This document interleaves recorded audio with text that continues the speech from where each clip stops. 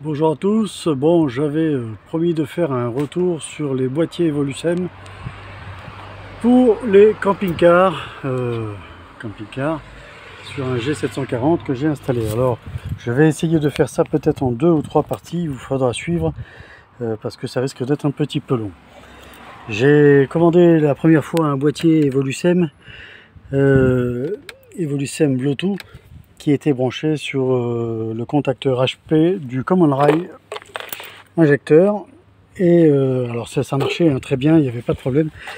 Mais il y avait un souci avec ça soufflait en fait, que ce soit à bas niveau ou à haut niveau, en fait ça soufflait dedans.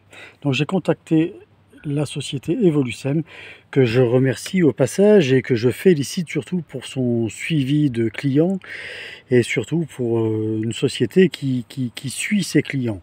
Parce que c'est tellement rare de nos jours dans les sociétés françaises d'avoir un SAV, que là en fait je suis plus que surpris et je suis même ravi d'avoir commandé et acheté chez Evolucem.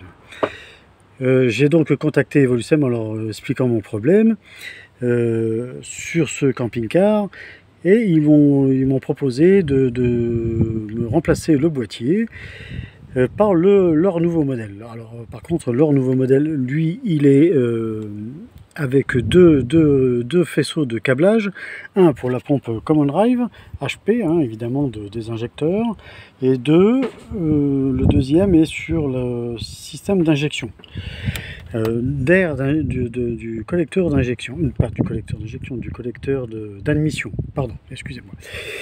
Et donc avec leur aide et avec le mien en même temps, pour savoir où il se situait, j'ai réussi à trouver ce deuxième capteur, surtout qui est très planqué surtout. Et pour ça, pour ceux à qui ça intéresse, il suffit d'aller voir sur ma chaîne. J'ai mis en ligne une petite vidéo pour savoir où le trouver et comment y accéder. Et si vous avez besoin d'infos, vous pouvez toujours me contacter en message privé, il n'y a pas de souci. Si je peux répondre, je le ferai avec grand plaisir. Je vous parle maintenant du boîtier Evolucem Bluetooth sur lequel donc c'est celui avec deux faisceaux de raccordement HP et admission. Alors du côté Bluetooth, c'est très facile, on peut configurer le Bluetooth, on peut l'augmenter, le baisser lors d'un bouchon, hein, quand tout est configuré, en 30 secondes c'est fait, vous êtes dans un bouchon, vous êtes rendu compte que ça n'allait pas.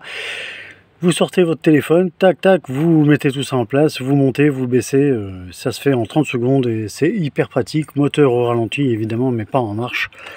Et ça marche très bien et il n'y a aucun problème de ce côté-là. Maintenant, je vous parle du rendement du boîtier Evolucem.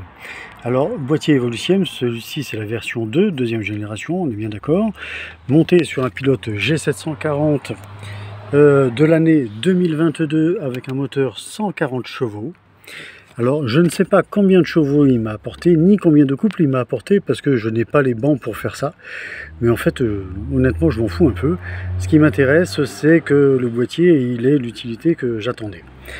Alors quelle utilité j'attendais et qu'est-ce qui m'a apporté? Eh ben, alors il m'a apporté évidemment de la vitesse, oui, mais c'est pas ce qui m'intéresse le plus, parce que moi la vitesse, je roule entre 100 et 110 km/h au maximum sur autoroute et c'est pas ça qui m'intéresse. Ce qui m'intéresse c'est surtout le couple.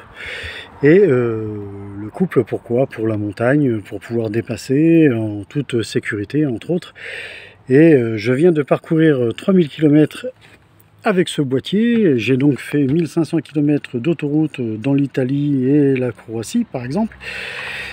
Et j'ai fait 1500 km de petites routes en Croatie, en Slovénie, en Autriche, et je peux vous dire que je viens de traverser tout le Tyrol, le col du Grand Saint-Bernard, et des cols de Slovénie et de Croatie qui étaient à plus de 15% pour monter en Autriche, et je suis honnêtement enchanté de ce boîtier. Alors qu'est-ce que je peux vous dire? Il m'a apporté évidemment du couple.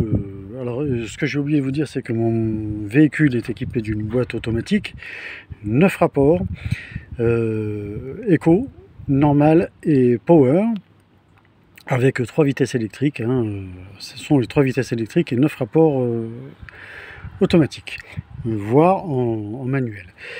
Bien, alors je vais couper cette vidéo là, je fais une deuxième vidéo partie 2 et je vous donne un peu plus d'indications.